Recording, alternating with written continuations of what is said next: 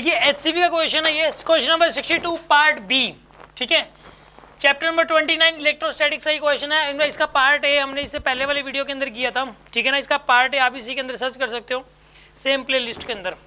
अभी मैं आपको बता रहा हूँ इसका पार्ट बी, इक्विपोटेंशियल सरफेस का एक बेहतरीन क्वेश्चन, ठीक है ना, बहुत अच्छा क्वेश्चन है। क्वेश्चन क्या, पहले मैं ये बता देता हूँ। इसने क्या किया कि 3 इक्विपोटेंशियल सरफेसेस दिए हुए हैं।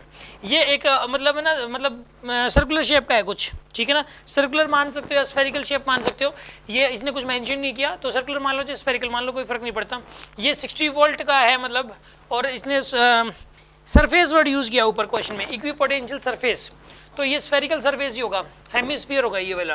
तो हेमिस्फीयर है 60 वोल्ट का, ये भी हेमिस्फीयर है 30 वोल्ट का, और ये हेमिस्फीयर 20 वोल्ट का। मतलब यहाँ पे हर जगह 20 वोल्ट ही है, यहाँ पे हर जगह 30 वोल्ट ही है, और यहाँ पे भी हर जगह 60 वोल्ट है, राइट। और इन तीनों का सेंटर कॉमन है, ठीक है, इन तीनों का सेंटर कॉमन है। और यहाँ पे इसका जो रेडियस है वो 10 सेंटीमीटर है, इसका रेडियस है 20 सेंटीमीटर, और इसका तीसरे का रेडियस होगा 30 सेंटीमीटर, राइट। और सेंटर कॉमन है, और पोटेंशियल दे रखे हैं आपको, राइट। इसके अंदर ये बोला है कि यहाँ पर जो इलेक्ट्रिक फील्ड, पहली बात तो होगा क्योंकि पोटेंशियल चेंज हो रहा है। क्वेश्चन में आपसे ये पूछ ले कि इलेक्ट्रिक फील्ड होगा कि नहीं होगा, तो इसका आंसर होगा। ये आपने कैसे बताया, क्योंकि पोटेंशियल चेंजिंग, यहाँ पे थोड़ा सा दूर जाते ही तो कम हो गया, फिर थोड़ा दूर गए और कम हो गया। तो पोटेंशियल में अगर कहीं पे बदलाव हो रहा है, अगर हर जगह पोटेंशियल एक जैसा है, हर जगह अगर पोटेंशियल एक जैसा है, तो वहाँ पर इलेक्ट्रिक फील्ड नहीं होगा, ठीक है ना, वहाँ पर इलेक्ट्रिक फील्ड नहीं होगा। यहाँ पे पोटेंशियल बदल रहा है, अगर पोटेंशियल बदल रहा है तो इसका मतलब क्या हुआ, इलेक्ट्रिक फील्ड यहाँ पे होगा ही होगा, पक्का है। और दूसरी बात सुन लो, अब वो जो इलेक्ट्रिक फील्ड है ना, वो कैसा होगा, मैं कहता हूँ रेडियली, मतलब रेडियल डायरेक्शन में होगा, चाहे इनवर्ड हो चाहे आउटवर्ड हो। क्योंकि ना देखो, स्फेरिकल सरफेसेस हैं इक्विपोटेंशियल, और इक्विपोटेंशियल स्फेरिकल सरफेसेस सिर्फ और सिर्फ पॉइंट चार्ज के केस में बन सकते हैं, पॉइंट चार्ज के केस में। यहाँ पे जरूर सेंटर पे एक पॉइंट चार्ज रखा हुआ है, क्योंकि बिना पॉइंट चार्ज रखे इस प्रकार के इक्विपोटेंशियल सरफेसेस बनाए ही नहीं जा सकते। आप मुझे खुद बता दो कि सपोज एक पॉइंट चार्ज नहीं है, तो स्फेरिकल शेप का इक्विपोटेंशियल सरफेस कब बनेगा, बनेगा ही नहीं। एक पॉइंट चार्ज के केस में भी बन सकता है। मतलब आप जो है ना, मैंने एक बात लिखवाई थी कि एक पॉइंट चार्ज की वजह से इक्विपोटेंशियल सरफेस की शेप कैसी होती है, स्फेरिकल होती है। एक होलो स्फीयर, उसकी वजह से भी इक्विपोटेंशियल हो सकता है सरफेस, ठीक है ना। लेकिन यहाँ पर तो पॉइंट, यहाँ पे सेंटर दे रखा है, तो पॉइंट चार्ज की ही संभावना है पूरी पूरी। अब एक और बात सुन लो, तो ऐसे केस में, पॉइंट चार्ज के केस में जो इलेक्ट्रिक फील्ड लाइंस होता है वो रेडियल डायरेक्शन में होता है, तो रेडियली आउटवर्ड या फिर रेडियली इनवर्ड।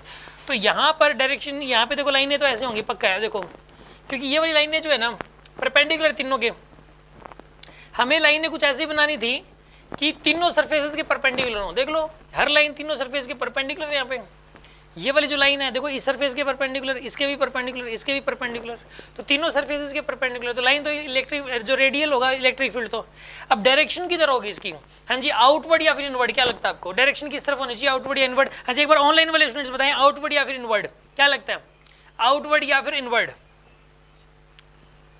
मैं आपसे इसलिए पूछ रहा हूँ ताकि मुझे पता लगे कि हाँ जी, आप जो ना फोन को इधर उधर रख के सो तो नहीं गए कहीं, तो ऐसा पता लगता रहता है इससे। आउटवर्ड या फिर इनवर्ड? आउटवर्ड लिखा है, शाबाश, कई बच्चों ने लिखा आउटवर्ड।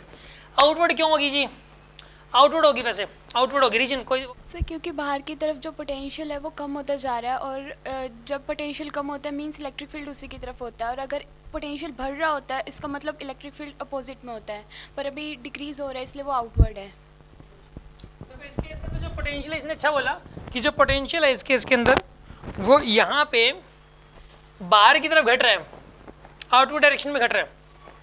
अगर आउटवर्ड डायरेक्शन में अगर घट रहा है तो इसका मतलब ये हुआ कि इलेक्ट्रिक फील्ड आउटवर्ड डायरेक्शन, जिस तरफ घट रहा है ना लाइन उस तरफ होंगी, सीधी सी बात है।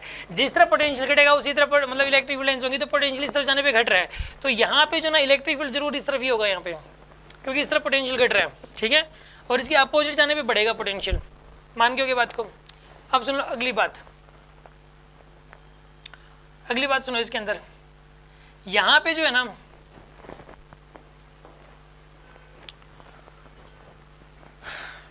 मतलब यहाँ पे जरूर एक पॉइंट चार्ज रखा है, ये कंफर्म हो गया अब, क्योंकि ऐसा पॉइंट चार्ज केस में हो सकता है। प्लस क्यू का चार्ज रखा हुआ है यहाँ पर एक। अब प्लस क्यू का चार्ज रखा हुआ है, तो काम करो, यहाँ का पोटेंशियल निकालने के लिए के क्यू बाई आर लगा दो आप। वैसे पता है मैं 60 वोल्ट, फिर भी के क्यू बाई आर लगा दो। इस वाले सरफेस के लिए लगा रहा हूँ मैं फॉर्मूला, के क्यू बाई आर, आर की वैल्यू 10 सेंटीमीटर, मीटर में कन्वर्ट करोगे डिवाइड बाई 100, तो 100 ऊपर चला गया, मीटर में कन्वर्ट किया डिवाइड बाई 100 किया, वो ऊपर चला गया, इज इक्वल टू 60 हो जाएगा यहाँ पे। तो के क्यू की वैल्यू कितनी आएगी यहाँ पे, 600 डिवाइड बाई 100, तो कितना आएगा, 6 आएगा यहाँ पे आंसर। के क्यू की वैल्यू बाय द वे 6 आ गई। अच्छा काम करें, इससे भी के क्यू, इससे हम यहाँ का पोटेंशियल चेक करते हैं अब, क्योंकि के क्यू की वैल्यू पता लग गई। ये ए पॉइंट था सपोज, अब मैं बी पॉइंट के लिए सोल्व कर रहा हूँ इस वाले सरफेस के लिए। बी पॉइंट के लिए देखो के क्यू बाय आर लगाओ आप, पोटेंशियल एट बी, ये था potential at A, potential at B, K Q by R. K Q की वैल्यू कितनी है 6 और आर की वैल्यू कितनी है बताइए यहाँ पे 20 सेंटीमीटर है, तो 20/100 करोगे इंटू 100 तो कितना बन रहा है, ये 30 बन रहा है। और बाय द वे है भी 30 वोल्ट, देखो यहाँ पे हमारा आंसर भी 30 वोल्ट आ रहा है और है भी 30, इसका मतलब ये पॉइंट चार्ज ही है और के क्यू बाय आर वाला फॉर्मूला सक्सेसफुल हो रहा है। यहाँ पे लग रहा है के क्यू बाय आर, इसके लिए लगा के देख लो सी पॉइंट के लिए कि क्या के क्यू बाय आर वाला फॉर्मूला सक्सेसफुल हो रहा है यहाँ पे पोटेंशियल निकालने के लिए। सी पॉइंट के लिए निकाल रहा हूँ मैं वी सी, के Q by R, K Q की वैल्यू कितनी है 6 और आर कितना बताइए इस वाले सरफेस के लिए, आर है इस सरफेस के लिए 30, तो 30/100 तो कितना हो जाएगा बताइए यहाँ पे 20 वोल्ट हो गया, ठीक है ना। तो ये देखो यहाँ पे 20 वोल्ट दे रखा था और हमारा भी 20 वोल्ट आ रहा है, यानी के क्यू बाय आर वाला फॉर्मूला सक्सेसफुल हो रहा है। तो के क्यू बाय आर होगा पोटेंशियल किसी जनरल आर डिस्टेंस पे, तो किसी जनरल आर डिस्टेंस पे पोटेंशियल हो जाएगा के क्यू बाय आर, तो के क्यू बाय आर हो जाएगा और के क्यू की वैल्यू कितनी निकाली थी 6/r हो जाएगा पोटेंशियल।